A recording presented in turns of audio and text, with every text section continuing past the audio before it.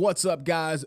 Welcome to the Arnell Agenda. I am your host, Lawrence Arnell. I thank you for joining me. You guys could be anywhere in the world, but you're here with me, and I really do appreciate that. Listen, guys, I got a story I want to talk to y'all about today. Y'all know me by now. If you're listening to this podcast, you got some idea who I am. Y'all know I'm a bit of a Renaissance man. I do a lot of things. I be doing the things, right? I'm a cop. I do this podcast. I yell at this camera every now and then. I used to pretend I was a rap artist. It's not often that a story comes along that combines two things that I love so much. Two of my passions that come together in one story that I get to share with y'all. Today is one of those times. Today we got us a Reese's peanut butter cup of stories today. This is the chocolate that is my love for hip hop, and the peanut butter that is my love for law enforcement. The two things that I love almost more than any other thing I get myself involved in, right? I want to talk to y'all today about Indianapolis rapper T. Ward. Troy Ward was recently convicted of triple homicide. Triple homicide. That's tree murders, all right? For my island folks. Triple homicide, and prosecutors were actually successful in using the lyrics to one of his songs against him. That's right, folks. T. Ward of Indianapolis rapped himself into jail. That's what I'm talking about. This ain't even unfamiliar territory, right? Y'all know, if y'all been paying any mind to me whatsoever, y'all know last year I did a story about how TK from Texas had a hit record called The Race. Prosecutors were successful in using the lyrics to that record to sending him to prison too. I think he got something like 700 years or something like that for a murder he did. Now here we got T. Ward in Indianapolis following in the footsteps of TK. TK's record was a hit. I don't even know if this record by T. Ward is making any real noise anywhere. TK had a hit record, some 1 million views on YouTube or something like that. But apparently the lyrics from T. Ward's record matched the details of a 2017 homicide that left 3 young men dead. 25-year-old Dominique Miller, 25-year-old Jordan Wright, and 19-year-old Justin Crowder, all left dead as a result of a home invasion. T. Ward had 2 accomplices, Martell Williams and Stanley Williams. Their brothers, the Williams brothers. The Williams brothers. Yeah. Tell me we don't all know some Williams brothers we don't want around. Huh? They was all 18 at the time. Listen, if you listening to this podcast, you probably know me. We probably pretty familiar. I ain't making no noise yet. I know you and you know me. We both know some Williams brothers we don't want around. All right. If you get more than 2 Williamses involved in anything, you're gonna have a problem. That's where Troy went wrong from the beginning. All right. But he did this record. I got the lyrics. It creep up on the. I hope I don't get a copyright strike for this. I'm gonna read these lyrics though. Creep up on the door silently and slow. Open up that bitch, and now we clashing poles. I guess that's slang. Poles, clashing poles. That's slang. Is that gun slang now? I consider myself a gun guy. I don't know. Is that what y'all call them in India? If you in Indianapolis, type me a comment. Let me know if that's the new common slang for guns out there. Clashing poles. 2 shots to the body, 2 shots to the dome. Finesse the fucking stash, and then I took it home.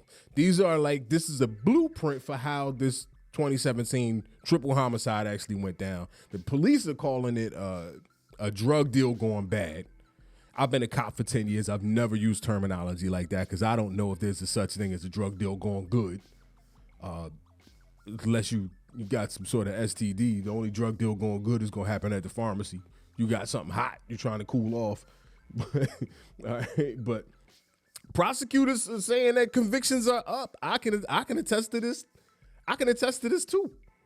I have personally used Snapchat videos and Instagram videos and Facebook posts, Messenger. I've used this stuff too. I've seen it. But prosecutors are saying the convictions are up using social media and using music. TK, like I said, TK got convicted back in Texas last year. This ain't nothing new. Listen, I'm not here to tell G's how to be G's. Far be it from me. All right? I'm a cop. I'm not here to tell you how to get away with crime. What I am here to tell you is that as far as I know, the North Philly I grew up in, the hip-hop community I was raised as a part of, the law enforcement community that I'm a part of, as far as I know, the rules of the game ain't changed.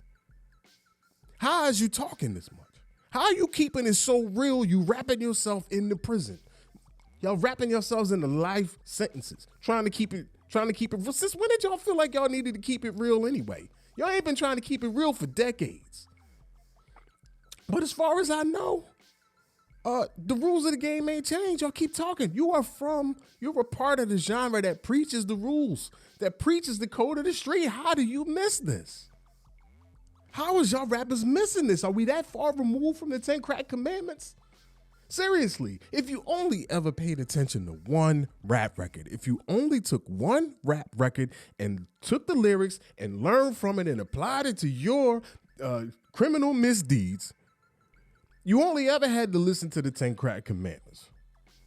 That's it. Biggie laid it all out. One time, you ain't never had to listen to nobody. You can ignore everybody else if you just listen to Big for one record. You'd stay your ass out of prison. You might have beat this.